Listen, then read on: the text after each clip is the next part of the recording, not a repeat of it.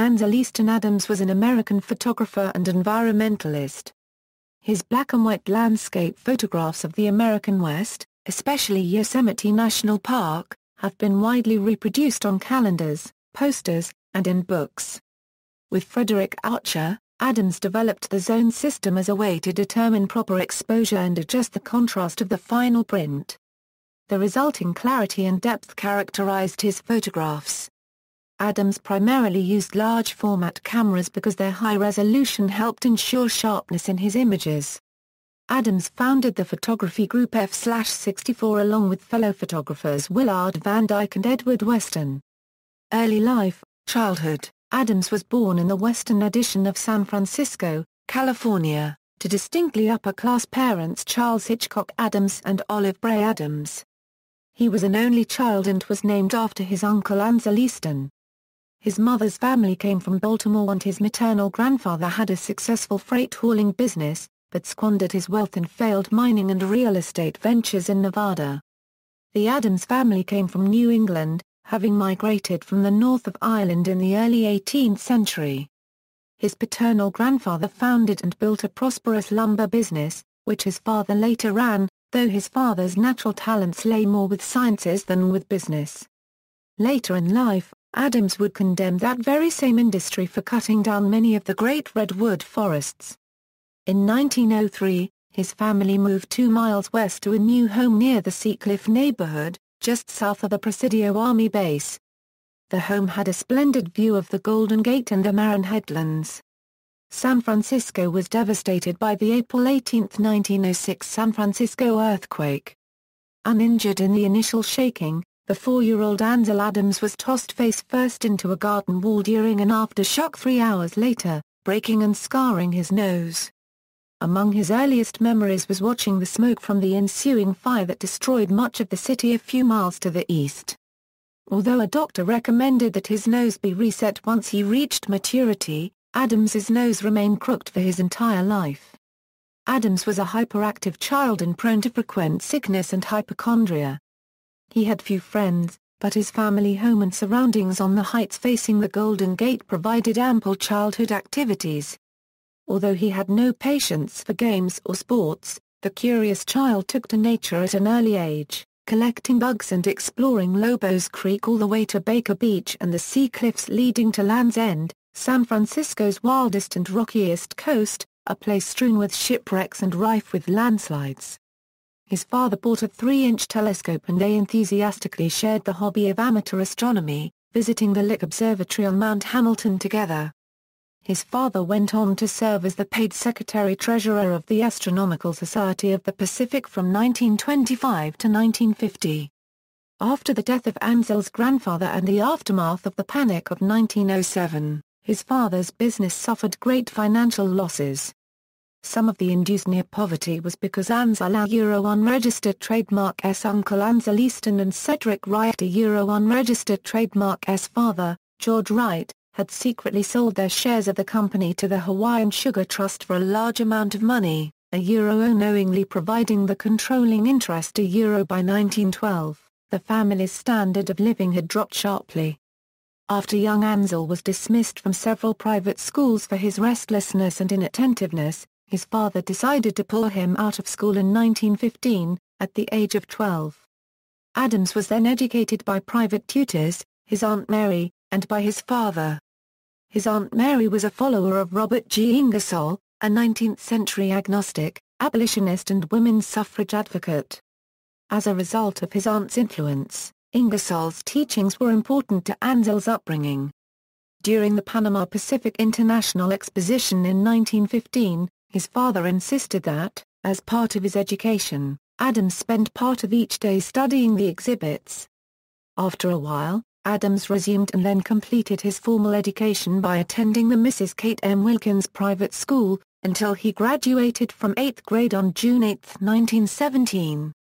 In his later years, he displayed his diploma in the guest bathroom of his home.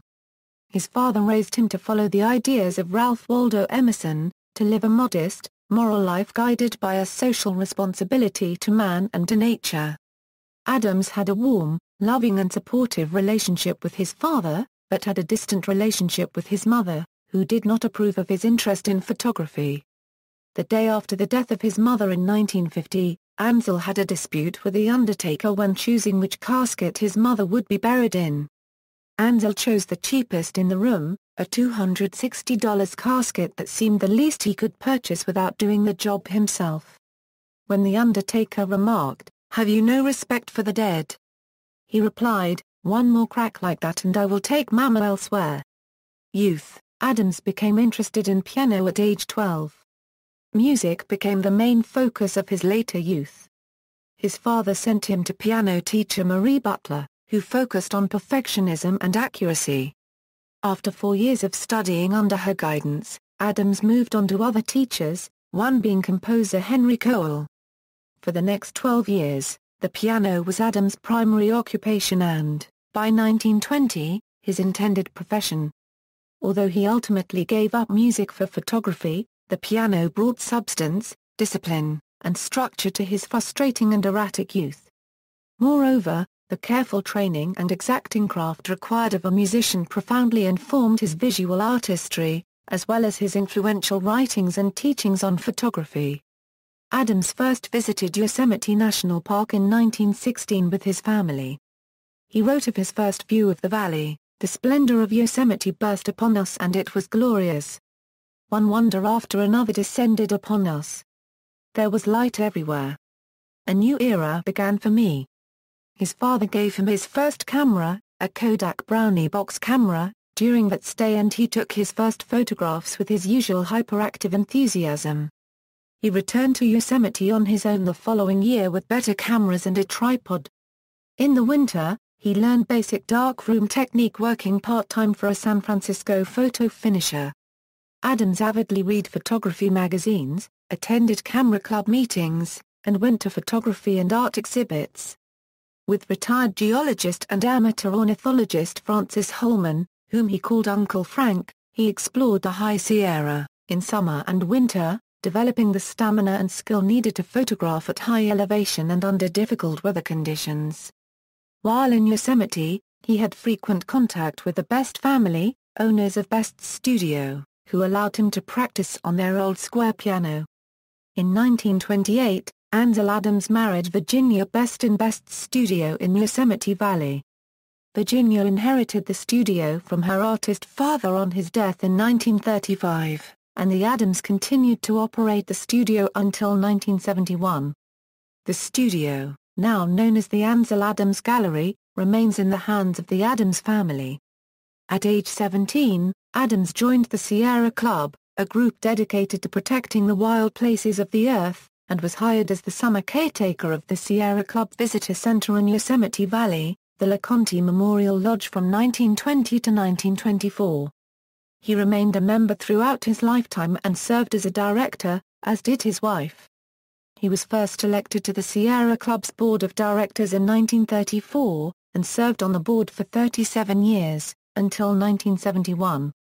Adams participated in the club's annual high trips, and was later responsible for several first ascents in the Sierra Nevada. During 1919, he contracted the Spanish flu during the 1918 flu pandemic. Adams fell seriously ill but recovered after several months to resume his outdoor life. During his 20s, most of his friends come from musical connections, particularly violinist and amateur photographer Cedric Wright, who became his best friend as well as his philosophical and cultural mentor. Their shared philosophy came from Edward Carpenter's Towards Democracy, a literary work which espoused the pursuit of beauty in life and art. Carpenter was an English socialist philosopher and gay activist. For several years, Adams carried a pocket edition with him while at Yosemite. It soon became his personal philosophy as well, as Adams later stated, "I believe in beauty. I believe in stones and water, air and soil, people and their future and their fate." He decided that the purpose of his art from now on, whether photography or music, was to reveal that beauty to others and to inspire them to the same calling. In summer, Adams would enjoy a life of hiking, camping, and photographing, and the rest of the year he worked to improve his piano playing, expanding his piano technique and musical expression. He also gave piano lessons for extra income, finally affording a grand piano suitable to his musical ambitions. An early student was mountaineer and fellow Sierra Club leader Jules Eichhorn. His first photographs were published in 1921 and Best Studio began selling his Yosemite prints the following year. His early photos already showed careful composition and sensitivity to tonal balance. In letters and cards to family, he expressed his daring to climb to the best viewpoints and brave the worst elements. At this point, however, Adams was still planning a career in music, even though his small hands, easily bruised by bravura playing, limited his repertoire to practiced works which benefited from his strengths of touch and musicality. It took 7 more years for Adams to finally concede that at best he might become a concert pianist of limited range, an accompanist, or a piano teacher. In the mid-1920s, Adams experimented with soft focus, etching, bromoil process, and other techniques of the pictorial photographers, such as photo-secession leader Alfred Stieglitz, who strove to put photography on an equal artistic plane with painting by trying to mimic it. However, Adams steered clear of hand coloring, which was also popular at the time. Adams used a variety of lenses to get different effects, but eventually rejected pictorialism for a more realistic approach which relied more heavily on sharp focus, heightened contrast, precise exposure, and darkroom craftsmanship. Photography career, 1920s. In 1921, Ansel Adams produced his first photograph. In 1927, Adams produced his first portfolio, Chameleon Prints of the High Sierras, in his new style, which included his famous image monolith, the face of Half Dome, taken with his Corona View camera using glass plates and a dark red filter. On that excursion, he had only one plate left and he visualized the effect of the blackened sky before risking the last shot. He later said, "I had been able to realize a desired image, not the way the subject appeared in reality but how it felt to me and how it must appear in the finished print." In April 1927, he wrote, "My photographs have now reached a stage when they are worthy of the world's critical examination. I have suddenly come upon a new style which I believe will place my work equal to anything of its kind." With the sponsorship and promotion of Albert Bender, an arts-connected businessman, Adams's first portfolio was a success and soon he received commercial assignments to photograph the wealthy patrons who bought his portfolio. Adams also came to understand how important it was that his carefully crafted photos were reproduced to best effect. At Bender's invitation, he joined the Roxburgh Club, an association devoted to fine printing and high standards in book arts. He learned much about printing techniques, inks, design, and layout which he later applied to other projects. Unfortunately, at that time most of his darkroom work was still being done in the basement of his parents' home, and he was limited by barely adequate equipment. After a cooling-off period with Virginia Best during 1925-26, during which he had short-lasting relationships with various women, he married Virginia in 1928. The newlyweds moved in with his parents to save expenses. His marriage also marked the end of his serious attempt at a musical career, as well as her ambitions to be a classical singer. 1930s. Between 1929 and 1942, Adams's work matured and he became more established. In the course of his 60-year career, the 1930s were a particularly productive and experimental time. Adams expanded his works, focusing on detailed close-ups as well as large forms from mountains to factories. In 1930, Taos Pueblo, Adams's first book, was published with text by writer Mary Hunter Austin. In New Mexico, he was introduced to notables from Stieglitz's circle, including painter Georgia O'Keeffe, artist John Marin, and photographer Paul Strand. Adams's talkative, high-spirited nature combined with his excellent piano playing made him a hit within his circle of artist friends. Strand especially proved influential, sharing secrets of his technique with Adams, and finally convincing Adams to pursue photography with all his talent and energy. One of Strand's suggestions which Adams adopted was to use glossy paper to intensify tonal values. Through a friend with Washington connections, Adams was able to put on his first solo museum exhibition at the Smithsonian Institution in 1931, featuring 60 prints taken in the High Sierra. he received an excellent review from the Washington Post. His photographs are like portraits of the giant peaks, which seem to be inhabited by mythical gods. Despite his success, Adams felt he was not yet up to the standards of Strand. He decided to broaden his subject matter to include still life and close-up photos, and to achieve higher quality by visualizing each image before taking it. He emphasized the use of small apertures and long exposures in natural light, which created sharp details with a wide range of focus, as demonstrated in Rose and Driftwood, one of his finest still-life photographs. In 1932, Adams had a group show at the M.H. de Young Museum with Imogen Cunningham and Edward Weston, and they soon formed Group F/64, which espoused pure or straight photography over pictorialism. The group's manifesto stated that pure photography is defined as possessing no qualities of technique, composition or idea, derivative of any other art form. In reality, pure photography did borrow from some of the established principles of painting, especially compositional balance and perspective, and some manipulation of subject and effect. By these standards, not only were soft focus lenses prohibited, but Adams's earlier photomonolith, which used a strong red filter to create a black sky, would have been considered unacceptable. Following Stiglitz's example, in 1933 Adams opened his own art and photography gallery in San Francisco. Adams also began to publish essays in photography magazines and wrote his first instructional book, Making a Photograph, in 1935. During the summers, he often participated in Sierra Club high trips outings, as a paid photographer for the group, and the rest of the year a core group of the club members socialized regularly in San Francisco and Berkeley. During 1933, his first child Michael was born, followed by Anne 2 years later. In the 1930s, Adams began to deploy his photographs in the cause of wilderness preservation. In part, he was inspired by the increasing desecration of Yosemite Valley by commercial development, including a pool hall, bowling alley, golf course, shops, and automobile traffic. He created a limited edition book in 1938, Sierra Nevada, The John Muir Trail, as part of the Sierra Club's efforts to secure the designation of Sequoia and Kings Canyon as national parks.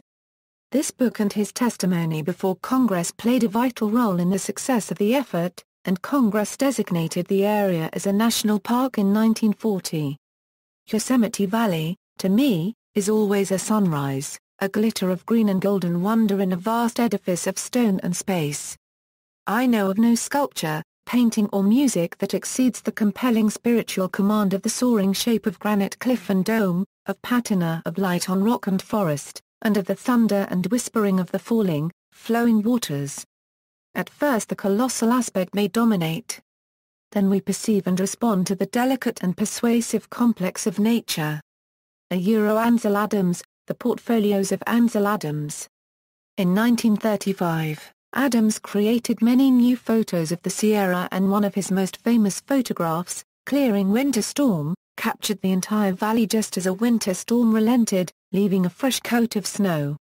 After courting Stiglitz for 3 years, Adams gathered his recent work and had a solo show at the Stiglitz Gallery in American Place in New York in 1936. The exhibition proved successful with both the critics and the buying public, and earned Adams strong praise from the revered Stiglitz. During the balance of the 1930s, Adams took on many commercial assignments to supplement the income from the struggling Best Studio. Until the 1970s, Adams was financially dependent on commercial projects. Some of his clients included Kodak, Fortune magazine, Pacific Gas and Electric, AT&T, and the American Trust Company. He photographed Timothy Ulflugger's new patent leather bar for the St. Francis Hotel in 1939. The same year, he was named an editor of U.S. Camera and Travel, the most popular photography magazine at that time. 1940s. In 1940, Ansel put together a pageant of photography, the most important and largest photography show in the West to date, attended by millions of visitors. With his wife, Adams completed a children's book and the very successful illustrated guide to Yosemite Valley during 1940 and 1941. He also taught photography by giving workshops in Detroit. Adams also began his first serious stint of teaching in 1941 at the Art Center School of Los Angeles, now known as Art Center College of Design, which included the training of military photographers. In 1943, Adams had a camera platform mounted on his station wagon, to afford him a better vantage point over the immediate foreground and a better angle for expansive backgrounds. Most of his landscapes from that time forward were made from the roof of his car rather than from summits reached by rugged hiking, as in his earlier days. On a trip in New Mexico in 1941, Adams shot a scene of the moon rising above a modest village with snow-covered mountains in the background, under a dominating black sky. The photograph is one of his most famous and is named Moonrise, Hernandez, New Mexico. Adams's description in his later books of how it was made probably enhanced the photographs for Mayer. The light on the crosses in the foreground was rapidly fading, and he could not find his exposure meter. However, he remembered the luminance of the moon, and used it to calculate the proper exposure. Adams's earlier account was less dramatic, stating simply that the photograph was made after sunset, with exposure determined using his Western master meter. However, the exposure was actually determined, the foreground was underexposed, the highlights in the clouds were quite dense, and the negative proved difficult to print. The initial publication of Moonrise was in U.S. Camera 1943 Annual, after being selected by the photo judge for U.S. Camera, Edward Steichen. This gave Moonrise an audience before its first formal exhibition at the Museum of Modern Art in 1944. Over nearly 40 years, Adams reinterpreted the image, his most popular by far, using the latest darkroom equipment at his disposal, making over 1,300 unique prints, most in 16 Euro cubed by 20 Euro cubed format. Many of the prints were made in the 1970s, finally giving Adams financial independence from commercial projects. The total value of these original prints exceeds $25 million. The highest price paid for a single print of Moonrise reached $609,600 at Sotheby's New York auction in 2006. In September 1941, Adams contracted with the Department of the Interior to make photographs of national parks, Indian reservations, and other locations for use as mural-sized prints for decoration of the department's new building. Part of his understanding with the department was that he might also make photographs for his own use, using his own film and processing. Although Adams kept meticulous records of his travel and expenses, he was less disciplined about recording the dates of his images, and neglected to note the date of Moonrise, so it was not clear whether it belonged to Adams or to the U.S. government. But the position of the moon allowed the image to eventually be dated from astronomical calculations, and it was determined that Moonrise was made on November 1, 1941, a day for which he had not billed the department, so the image belonged to Adams. The same was not true for many of his other negatives, including the Tetons and the Snake River, which, having been made for the mural project, became the property of the U.S. government. When Edward Steichen formed his Naval Aviation Photographic Unit in early 1942, he wanted Adams to be a member, to build and direct a state-of-the-art darkroom and laboratory in Washington, D.C. In approximately February 1942, Steichen asked Adams to join. Adams agreed, with two conditions: he wanted to be commissioned as an officer, and he also told Steichen he would not be available until July 1. Steichen, who wanted the team assembled as quickly as possible, passed Adams by, and had his other photographers ready to go by early April. Adams was distressed by the Japanese-American internment that occurred after the Pearl Harbor attack.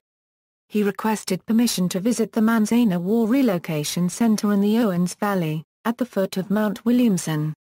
The resulting photo essay first appeared in a Museum of Modern Art exhibit, and later was published as Born Free and Equal: The Story of Loyal Japanese Americans. He also contributed to the war effort by doing many photographic assignments for the military, including making prints of secret Japanese installations in the Aleutians. A was met with some distressing resistance and was rejected by many as disloyal. Adams was the recipient of 3 Guggenheim Fellowships during his career, the first in 1946 to photograph every national park. This series of photographs produced memorable images of Old Faithful Giza, Grand Teton, and Mount McKinley. In 1945, Adams was asked to form the first fine art photography department at the San Francisco Art Institute. Adams invited Dorothea Lange, Imogen Cunningham and Edward Weston to be guest lecturers and Minor White to be lead instructor. The photography department produced numerous notable photographers, including Philip Hyde, Benjamin Chin, Bill Heick, and C. Cameron Macaulay. 1950s. In 1952 Adams was one of the founders of the magazine Aperture, which was intended as a serious journal of photography showcasing its best practitioners and newest innovations. He was also a contributor to Arizona Highways, a photo-rich travel magazine. His article on Mission San Xavier del Bac, with text by longtime friend Nancy Noel, was enlarged into a book published in 1954. This was the first of many collaborations with her. In June 1955, Adams began his annual workshops, teaching thousands of students until 1981. He continued with commercial assignments for another 20 years, and became a consultant on a monthly retainer for Polaroid Corporation, which was founded by good friend Edwin Land. He made thousands of photographs with Polaroid products, El Capitan, Winter, Sunrise being the one he considered his most memorable. In the final 20 years of his life, the Hasselblad was his camera of choice, with Moon and Half Dome being his favorite photo made with that brand of camera. Adams published his fourth portfolio, What Majestic Word, in 1963, and dedicated it to the memory of his Sierra Club friend Russell Varian, who was a co-inventor of the Calistron and who had died in 1959. The title was taken from the poem Sand Dunes, by John Varian, Russell's father, and the 15 photographs were accompanied by the writings of both John and Russell Varian. Russell's widow, Dorothy, wrote the preface, and explained that the photographs were selected to serve as interpretations of the character of Russell Varian.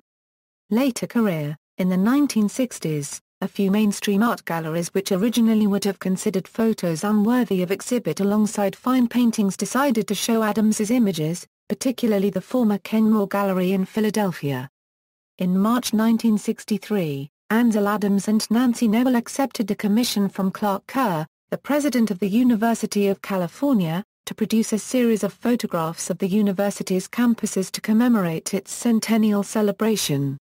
The collection, titled Fiat Lux after the university's motto, was published in 1967 and now resides in the Museum of Photography at the University of California, Riverside. In 1974, Adams was guest of honor at the Rencontres Festival. An evening screening at the Alsthor Centre Antique and an exhibition were presented. The festival celebrated the artist 3 more times after that, in 1976, 1982 and 1985 through screening and exhibition. In 1974, Adams had a major retrospective exhibition at the Metropolitan Museum of Art. Much of his time during the 1970s was spent curating and reprinting negatives from his vault, in part to satisfy the great demand of art museums which had finally created departments of photography and desired his iconic works. He also devoted his considerable writing skills and prestige to the cause of environmentalism, focusing particularly on the Big Sur coastline of California and the protection of Yosemite from overuse. President Jimmy Carter commissioned Adams to make the first official portrait of a president made by a photograph. Work with color film. Adams did not work exclusively in black and white, he also experimented with color, as well. His subjects that he shot in color ranged from portraits to landscape to architecture, a similar scope to that of his black and white work. There are 2 main reasons, according to an expert source, why Adams preferred black and white. The first was that he felt color could be distracting, and could therefore divert an artist's unregistered trademark's attention away from achieving his full potential when taking a photograph. Adams actually claimed that he could get a far greater sense of color unregistered trademark through a well-planned and executed black and white image than he had ever achieved with color photographer or Euro. The second reason was that Adams was a master of control Euro. He wrote books about technique, developed the A-OE zone system a something which helped determine the optimal exposure and development time for a given photograph and introduced the idea of a web visualization which involved the photographer imagining what he wanted his final print to look like before he even took the shot. These concepts and methods allowed for nearly total control of all the potential variables that factor into a final print. Because of his love for control, Adams disliked color since it lacked this element that he had mastered with black and white. Contributions and influence. Romantic landscape artists Albert Bierstadt and Thomas Moran portrayed the Grand Canyon and Yosemite at the end of their reign, and were subsequently displaced by daredevil photographers Carlton Watkins, Edward Muybridge, and George Fiske. But it was Adams's black and white photographs of the West which became the foremost record of what many of the national parks were like before tourism, and his persistent advocacy helped expand the national park system. He used his works to promote many of the goals of the Sierra Club and of the nascent environmental movement, but always insisted that, as far as his photographs were concerned, beauty comes first. His images are still very popular in calendars, posters, and books. Realistic about development and the subsequent loss of habitat, Adams advocated for balanced growth, but was pained by the ravages of progress. He stated, "We all know the tragedy of the dust bowls, the cruel unforgivable erosions of the soil, the depletion of fish or game, and the shrinking of the noble forests. And we know that such catastrophes shrivel the spirit of the people. The wilderness is pushed back, man is everywhere. Solitude, so vital to the individual man, is almost nowhere." Adams co-founded Group F/64 with other masters like Edward Weston, Willard Van Dyke, and Imogen Cunningham. With Fred Archer, he pioneered the zone system, a technique for translating perceived light into specific densities on negatives and paper, giving photographers better control over finished photographs. Adams also advocated the idea of visualization whereby the final image is seen in the mind's eye before the photo is taken, toward the goal of achieving altogether the aesthetic, intellectual, spiritual, and mechanical effects desired. He taught these and other techniques to thousands of amateur photographers through his publications and his workshops. His many books about photography, including the Morgan & Morgan Basic Photo Series, have become classics in the field. In 1966 he was elected a Fellow of the American Academy of Arts and Sciences. In 1980 Jimmy Carter awarded him the Presidential Medal of Freedom, the nation's highest civilian honor. Adams's photograph The Tetons and the Snake River was one of the 115 images recorded on the Voyager Golden Record aboard the Voyager spacecraft. These images were selected to convey information about humans, plants and animals, and geological features of the Earth to a possible alien civilization.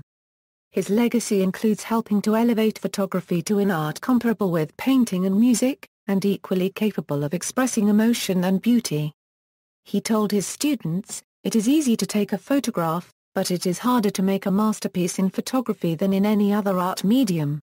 Art critic John Skorkowski wrote, "Ansel Adams attuned himself more precisely than any photographer before him to a visual understanding of the specific quality of the light that fell on a specific place at a specific moment." For Adams, the natural landscape is not a fixed and solid sculpture but an insubstantial image, as transient as the light that continually redefines it. This sensibility to the specificity of light was the motive that forced Adams to develop his legendary photographic technique. Death and legacy. In September 1983, Adams was confined to his bed for 4 weeks after leg surgery to remove a tumor. Adams died on April 22, 1984, in the ICU at the Community Hospital of the Monterey Peninsula in Monterey, California, at the age of 82 from cardiovascular disease. He was survived by his wife, 2 children, Michael and Anne, and 5 grandchildren. Publishing rights for most of Adams's photographs are now handled by the trustees of the Ansel Adams Publishing Rights Trust. An archive of Ansel Adams's work is located at the Center for Creative Photography at the University of Arizona in Tucson. Numerous works by the artist have been sold at auction, including Clearing Winter Storm, Yosemite National Park, which sold at Sotheby's, New York in 2010 for $722,500, the highest price ever paid for an original Ansel Adams photograph. John Szorkowski states in the introduction to Ansel Adams, Classic Images, the love that Americans poured out for the work and person of Ansel Adams during his old age, and that they have continued to express with undiminished enthusiasm since his death, is an extraordinary phenomenon, perhaps even unparalleled in our country's response to a visual artist. Awards. Adams received a number of awards during his lifetime and posthumously, and there have been a few awards named for him. Adams received a Doctorate of Arts from both Harvard and Yale universities. He was elected a Fellow of the American Academy of Arts and Sciences in 1966. He was awarded the Conservation Service Award by the Department of the Interior in 1968, a Presidential Medal of Freedom in 1980, the Sierra Club John Muir Award in 1963, and was inducted into the California Hall of Fame by California Governor Arnold Schwarzenegger and First Lady Maria Shriver in 2007. The Minarets Wilderness in the Inyo National Forest and 11,760-foot peak therein were renamed the Ansel Adams Wilderness and Mount Ansel Adams respectively in 1985. Adams was presented with the Hasselblad Award in 1981. The Sierra Club's Ansel Adams Award for Conservation Photography was established in 1971, and the Ansel Adams Award for Conservation was established in 1980 by the Wilderness Society. The Wilderness Society also has a large permanent gallery of his work on display at its Washington, D.C. headquarters. Works, notable photographs, Monolith, The Face of Half Dome, Yosemite National Park, 1927. Rose and Driftwood, San Francisco, California, 1932. Georgia O'Keeffe and Orville Cox, Canyon de Chelly National Monument, 1937. Clearing Winter Storm, Yosemite National Park, 1940. Moon and Half Dome, Yosemite National Park, California, 1960. Moonrise, Hernandez, New Mexico, 1941. Winter Sunrise, Sierra Nevada, from Lone Pine, California, 1944. Aspens, Northern New Mexico, 1958. El Capitan, Winter Sunrise, 1968, photographic books. The High Sierra, Chameleon Prints of the High Sierras, 1927. Taos Pueblo, 1930. Sierra Nevada, The John Muir Trail, 1938, Born Free and Equal, 1944. ISBN 1-893343-05-7. Yosemite and the Sierra Nevada, 1948. My Camera in the National Parks, 1950. The Land of Little Rain, 1950. The Islands of Hawaii, 1958. This is the American Earth, 1960, Sierra Club Books. These We Inherit, The Park Lands of America, 1962. The Eloquent Light, 1963. Yosemite Valley, 1967. The Tetons and the Yellowstone, 1970. Ansel Adams, 1972. ISBN 0-8212-0721-0. Images, 1923-1974, 1974.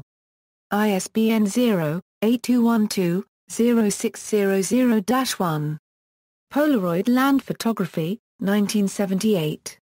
ISBN 0-8212-0729-6. Yosemite and the Range of Light, 1979. ISBN 0-8212-0750-4. The Portfolios of Ansel Adams, 1981. ISBN 0-8212-0723-7. Examples, The Making of 40 Photographs, 1984. ISBN 0-8212-1551-5. Ansel Adams, Classic Images, 1986. ISBN 0-8212-1629-5. Letters and Images 1916-1984, 1988. ISBN 0-8212-1691-0. Our Current National Parks, 1992. Ansel Adams, In Color, 1993. ISBN 0-8212-1980-4. Photographs of the Southwest, 1994. ISBN 0-8212-0699-0. Yosemite and the High Sierra, 1994. ISBN 0-8212-2134-5. The National Park Photographs, 1995. ISBN 0-89660-056-4. Yosemite, 1995. ISBN 0-8212-2196-5. California, 1997. ISBN 0-8212-2369-0. America's Wilderness, 1997. ISBN 1-56138-744-4. Ansel Adams at 100, 2001. ISBN 0-8212-2515-4. Born Free and Equal, 2002. ISBN 1-893343-05-7. Ansel Adams, The National Park Service Photographs, 2005. ISBN 978-0-89660-056-0. Ansel Adams, The Spirit of Wild Places, 2005. ISBN 1-59764-069-7. Ansel Adams, 400 Photographs, 2007. ISBN 978-0-316-11772-2. Technical Books, Making a Photograph, 1935. Camera and Lens, The Creative Approach, 1948. ISBN 0-8212-0716-4, The Negative, Exposure and Development, 1949. ISBN 0-8212-0717-2, The Print, Contact Printing and Enlarging, 1950. ISBN 0-8212-0718-0, Natural Light Photography, 1952. ISBN 0-8212-0719-9, Artificial Light Photography, 1956. ISBN 0-8212-0720-2, Examples, The Making of 40 Photographs, 1983. ISBN 0-8212-1750-X, The Camera, 1995. ISBN 0-8212-2184-1, The Negative, 1995. ISBN 0-8212-2186-8, The Print, 1995. ISBN 0-8212-2187-6, Notes, Alinda 1996, PA 192, states that the image caption for Moonrise in U.S. camera 1943 was inaccurate, citing discrepancies in several technical details.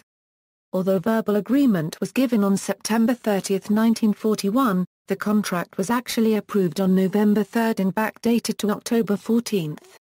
David Elmore of the High Altitude Observatory in Boulder, Colorado, determined that Moonrise was taken on October 31, 1941, at 4:03 p.m.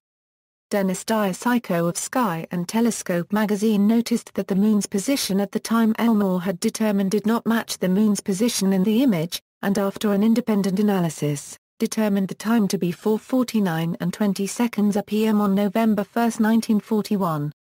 He reviewed his results with Elmore, who agreed with Diasyko's conclusions. Sources. References.